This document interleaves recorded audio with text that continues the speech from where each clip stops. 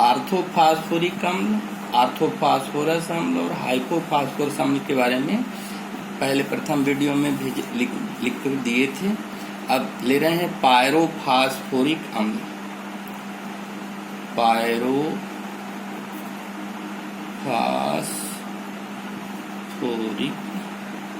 अम्ल,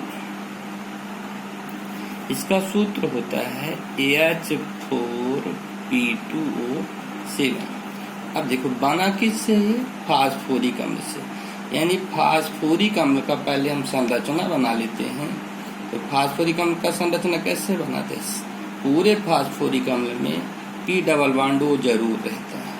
तो ये हो गया OH, ये OH और ये OH प्लस, फिर एक और ले लेते हैं फास्फोरिक अम्ल, OH OH OH।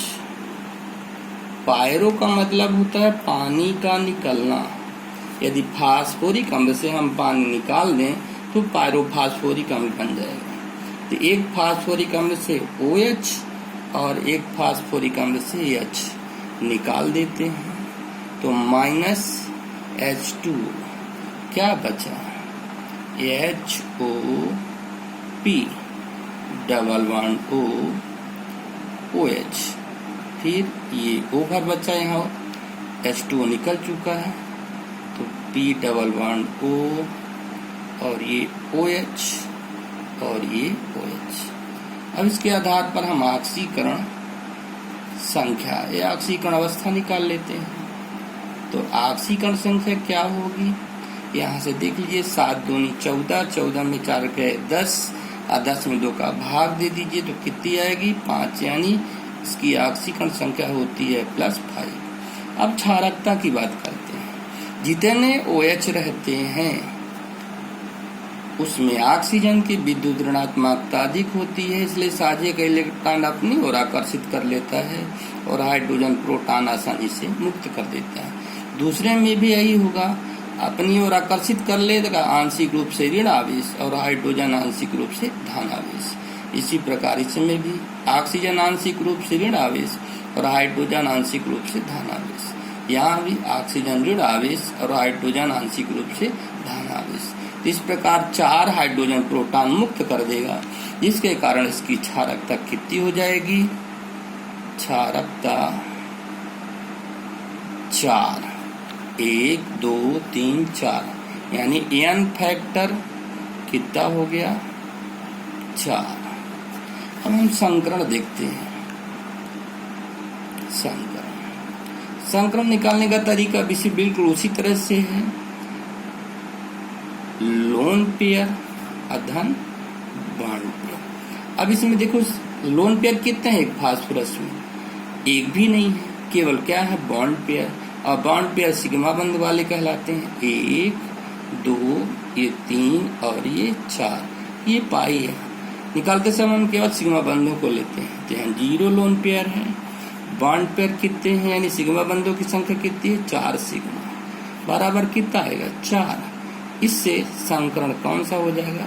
sp3 संकरण। यानी पायरोफास्फोरिक अम्ल का संकरण कौन सा होता है?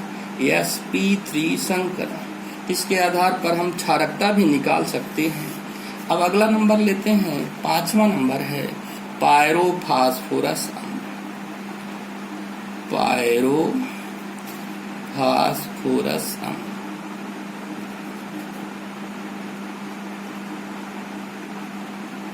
इसका सूत्र होता है H4P2O5। ये किससे बना है? फास्फोरस अम्ल से। तो फास्फोरस अम्ल का पहले हम संरचना बना देते हैं। इस पहले ही बता चुके हैं कि P डबल बॉन्ड O सभी में रहता है। तो ये OH, ये OH और ये H प्लस 2 ले लेते हैं फास्फोरस अम्ल, P double bond O OH OH और AH। पायरो का मतलब पहले से ही मालूम है, पानी का निकलना। तो यहाँ से हम पानी निकाल देंगे, ये OH और ये H। तो हो गया क्या? -H2।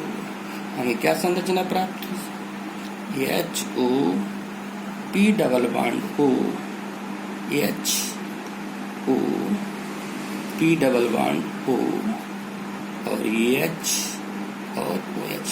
कितने H हैं? 4 H हैं।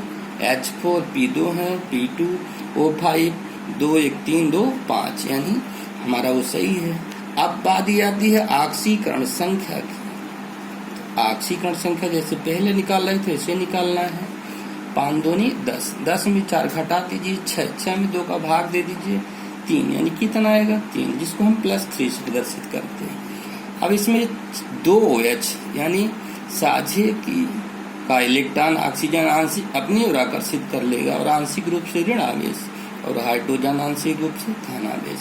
इसी प्रकार यहाँ भी ऑक्सीजन आंशिक रूप से ऋण आवेश और हाइड्रोजन आंशिक रूप से धन आवेश हो जाएगा। अब pH अपनी इन दोनों की विद्युत ऋणात्मकता लगभग समान है। पहले वीडियो में बता चुके हैं, दोनों की विद्युत ऋणात्मकता लगभग समान होती है। शायद मान भी बताएं कितना होता है। इसकी मान होता है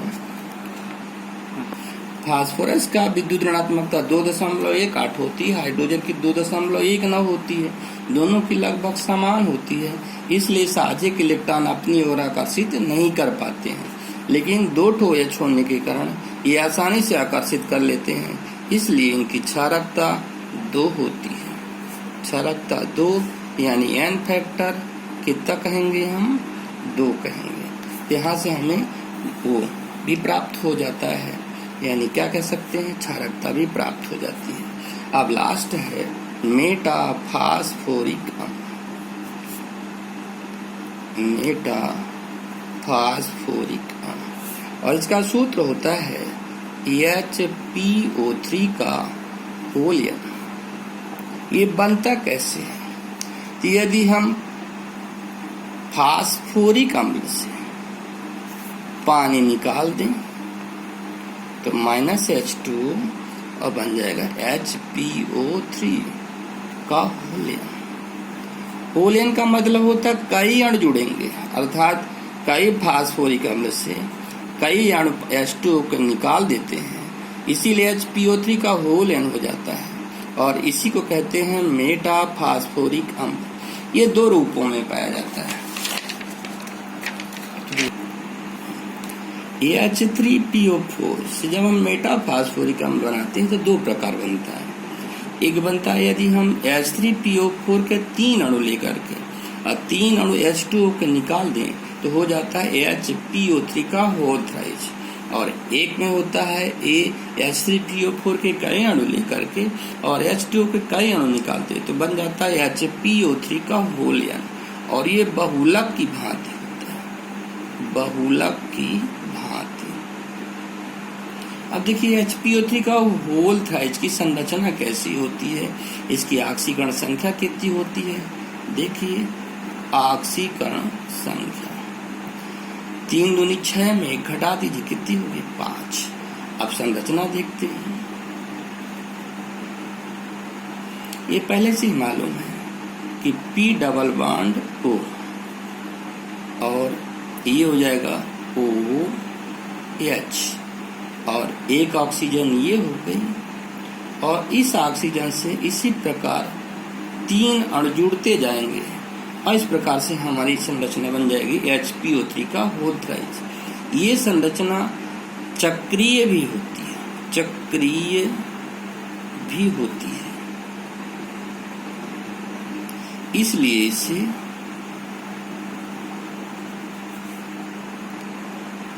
ट्राईसाइक्लो मेटा चक्रीय भी होती है, इसीलिए इसकी संरचना, इसलिए इसे ट्राईसाइक्लो मेटाफास्फोरिक एसिड भी कहते हैं। अब इसकी संरचना बनाने के लिए हम क्या करते हैं कि 3 टोपी लेते हैं, इसको ट्राइगोनल स्ट्रक्चर में जोड़ते हैं, P ये हो गए। अब इनके ऑक्सीजन से तीनों को जोड़ दो, एक ऑक्सीजन, ये दूसरी ऑक्सीजन से, और ये हो गई तीसरी, क्योंकि हम 3 HPO3 ले रहे हैं। ठीक, अब आपको पता है कि सभी में एक OH होता है, तो ये OH, इससे भी एक OH, इससे भी एक OH।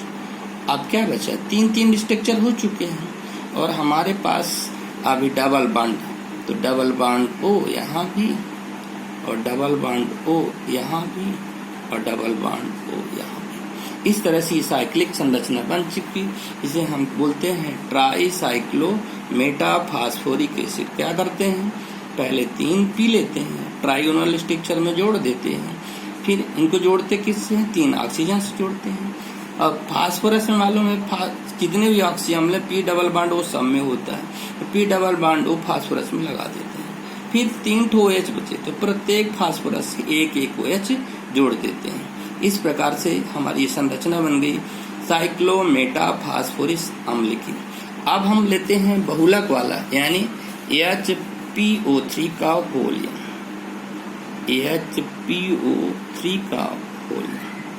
अब इसको कैसे निकालते हैं, देखिए H3PO4 की कई अणु ले लेते हैं, उससे -NH2 निकाल देते हैं, तो बन जाता है HPO3 का वॉल्यूम।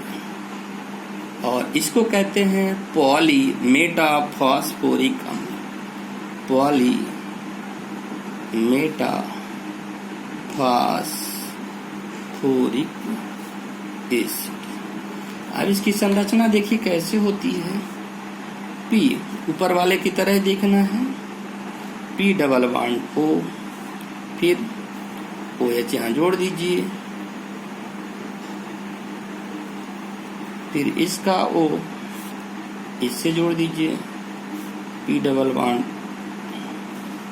O, सॉरी यहाँ पर OH कर दीजिए, एक ही तरफ रखना है, P डबल बॉन्ड O, फिर O से जोड़ दीजिए, फिर P डबल बॉन्ड O और ये OH, फिर इसको जोड़ दीजिए, P डबल बॉन्ड O और ये OH। अब देखिए ये भी जाके कहीं ना कहीं ऑक्सीजन से जुड़ेगा, इसलिए यहाँ लास्ट में छोड़ दीजिए। और ये हमारी संरचना बन गई वॉल्यूम, और इसी को हो गई ये पॉलीमेटाफॉस्फोरिक अम्ल की संरचना, पॉलीमेटाफॉस्फोरिक एसिड की संरचना। ऑक्सीकरण संख्या वही होती है, यानी 5 ही होती है, +5 यहाँ से निकाल लेना, 3 दूनी 6 में घटा देंगे तो 5 आएगी। इस प्रकार फास्फोरस के ऑक्सी अम्ल सभी समाप्त हो गए। कल हम बताएंगे, यानी कल सुबह ये वीडियो आप लोग देख लीजिएगा, परसों बताएंगे सल्फर के ऑक्सी अम्ल।